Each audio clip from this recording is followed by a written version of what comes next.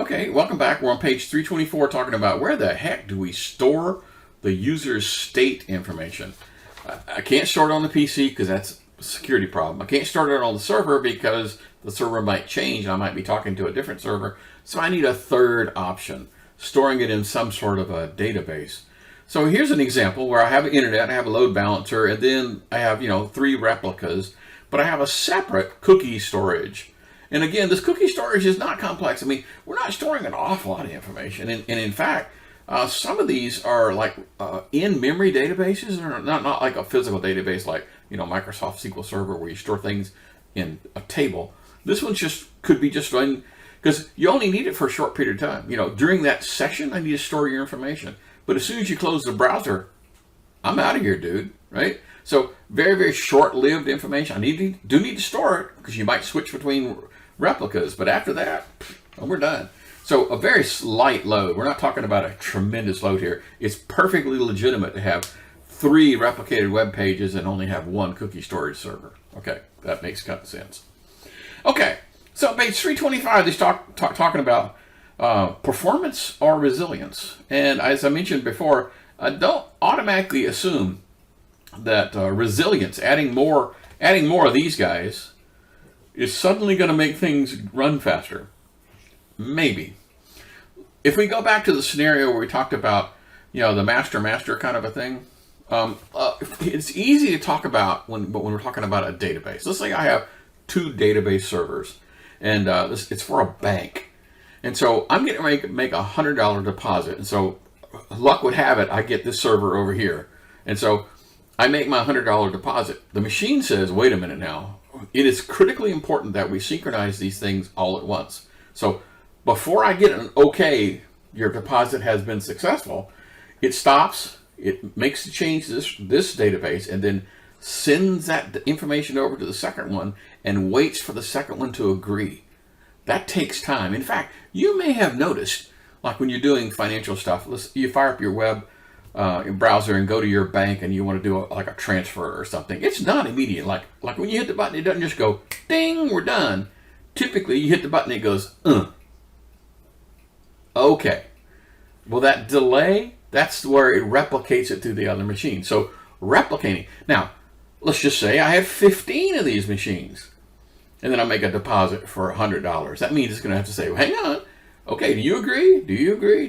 That's going to take a really long time. It might take, 5 or 6 seconds for all the replicas to say, okay, we all agree that he deposited $100. I'm going to tell him that the transaction was successful. Okay, so don't just assume adding more is going to make things go faster, because it might not be the case. And then, of course, what if each one of these machines is at 100%? Like, yay. Right? That's not going to do anything, right? I mean, adding another one might make things go faster, right? So in some cases, adding a replica will make it go faster, and sometimes it won't. Okay, cool. So basically the design, whenever you build one of these things, you really need to tell it, what is your goal? I mean, what goal are you trying to reach? Are you trying to reach performance? Or are you trying to reach resilience? Okay, because, unless you explicitly tell them what you want, it's going to be hard to tell. Okay, so that thing I described, like in a banking scenario, is called a dual locking transaction or multiple locking transaction. I have 2 servers and I have to wait till everyone agrees that the deposit was successful.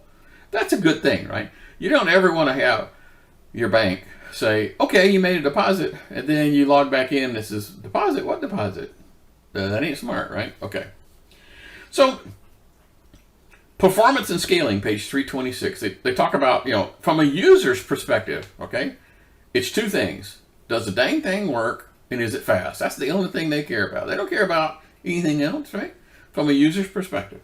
So you need to test from the user's perspective. You might have this elaborate thing with load balancers and replicas and cookie storage and all the rest of that stuff, but you need to pretend like you're on the internet and try this thing out to see, because that's what your customer's going to see. Okay, so load testing. Oddly enough, Microsoft Visual Studio has a pretty decent load tester. Where you just pound the hell out of a database or a web server or whatever you're trying to do, right? And then there's cloud-based load testing, which is pretty doggone cool. You can set up a suite of tests you know, hopefully not on your production machine, but perhaps on your development machine, and try to figure out where the weak link in the chain is. That's the whole idea, right? Doing load testing tells you, oops, I need more RAM on this machine, or oops, I need more network over here, right? Because right off the bat, you may not know what is the weak link. Okay. So now we're talking about network speed and latency. All right. So network speed, that's how fat the pipe is, right? So I have a really fat pipe going between here and here and here. So I can push lots of data. But even if I had just a tiny, tiny, tiny packet, I mean, I got 15 bytes of information that I want to send between these replicas, there's going to be some latency involved on how long it takes for this thing to get to this replica, to get to that replica. Okay, so we're not talking about how big the pipe is, we're talking about how fast the water flows, okay, in a strange analogy. Okay, we're going to circle back to that in just a second. So they talk about this, a little thing, a little side note in the book talking about bad capacity planning.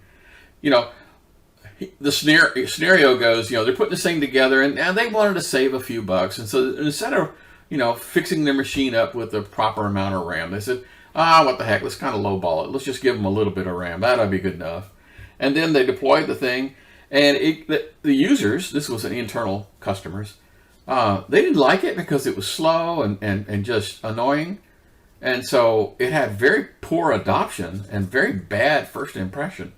All because they wanted to save, what, $500 on buying enough RAM? And so they finally realized, oh man, this is terrible. So, you know, they go out to the store and buy more RAM and plug it in the server. But this time, you know, I love the saying, there's only one opportunity for a first impression. So if they get a bad impression about your thing, they're not going to say, oh, well, it's so much better now, let's start using it. You know, that bad taste in their mouth is going to stick around. You know, the once bitten, twice shy kind of a thing.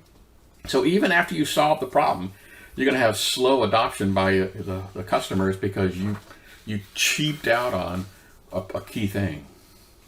Okay, so when doing this, they talk about the data flow model, page 328. So you map out each one of the parts individually. You know, for example, let's just say that this was a database, okay? Instead of having cookie storage, let's just pretend like this said database storage. So you know that the database can handle 100 transactions per second. Okay, you know that. And then you have a web server, and every user who connects makes 3 connections to the web server. I mean, to the database server. Okay, so right, you follow me? So this does 100 transactions per second, and this guy has 3 transactions for every user. If you do the math, you can figure out that this web server can only handle 33 users, right? 33 times 3, 99, right? Okay. So 33 concurrent users before you overwhelm this guy, all right? So it's that weak link in the chain kind of thinking. Okay. So once you find the weak link in the chain, you need to figure out, do I make it, you know, fatter? Do I put in more? Do I have a replica for the database? Maybe the database is the issue. Maybe, you know, that kind of stuff. Okay. So we really need to talk about bandwidth versus latency, page 330.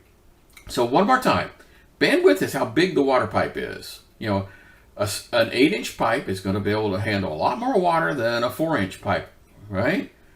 But if they're all coming from the same water tank, the speed of the water going through the pipe is going to be the same. Okay? You kind of following me? Okay, so bandwidth is typically how much data you can cram in a pipe. You know, megabits per second is typically the unit of measure. And latency is how long does it take for it to start? When I turn the faucet, does it immediately start coming out, or is there a delay before the first water appears? Okay, that's kind of a strange analogy. But how long do I have to wait for the first packet? And that's usually in milliseconds. Okay, so one is the number of, you know, megabits per second upload or megabits per second download. And the other is how long does it take for the machine to respond to something? Okay, there's a cool example on page 331. So I have a from New York to Mumbai, and I have a T1 connection. Hey, this is an old book, but yeah, T1s are still around. A T1 is 1.5 megabits, you know, 1.5 megabits per second, which, by today, I got 400 megabits coming to my house, so just bear with me.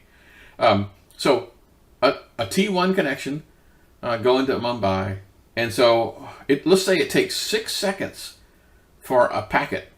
It takes a half a second for a request to get there and back. And so if I have a bunch of these guys, I got 12 pieces of information I need to transfer, and I fire up the first one and the second one and the third one. It might take 6 seconds for these 12 transactions to occur.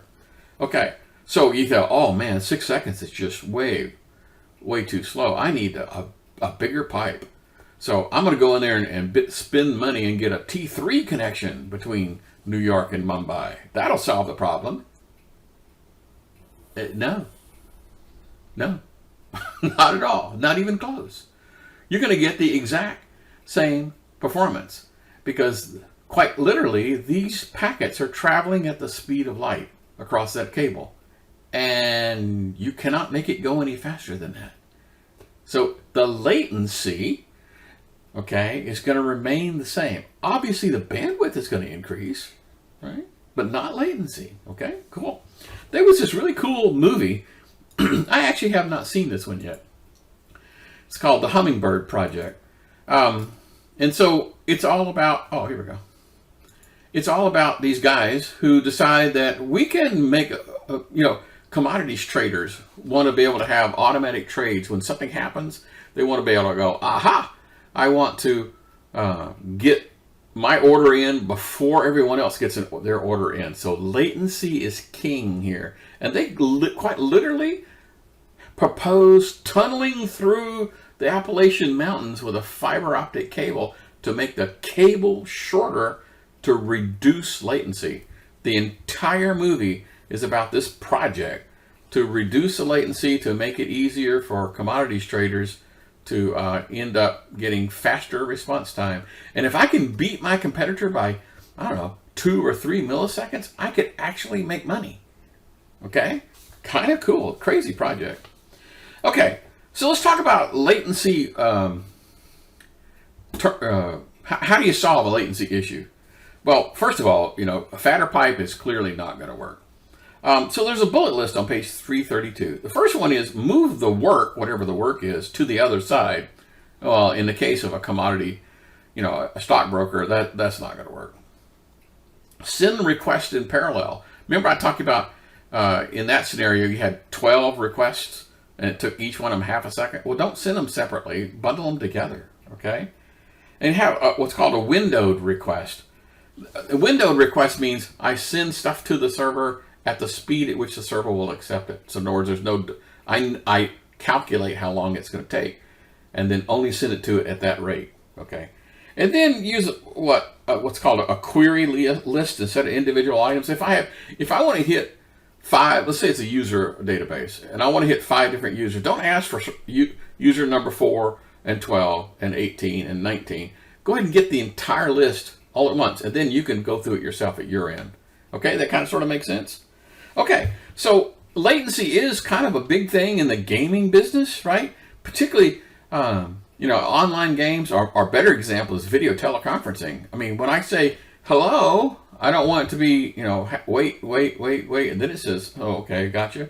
I want to be able to harmonize, so to speak, with the other people online. Okay, so video teleconferencing, but streaming video, like right now, you're watching this off of YouTube.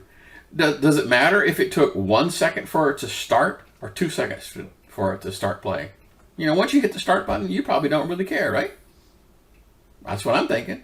So for those kind of industries, it's not that big a deal. Okay, we've reached the end of this chapter, and I'll see you guys again in the next chapter.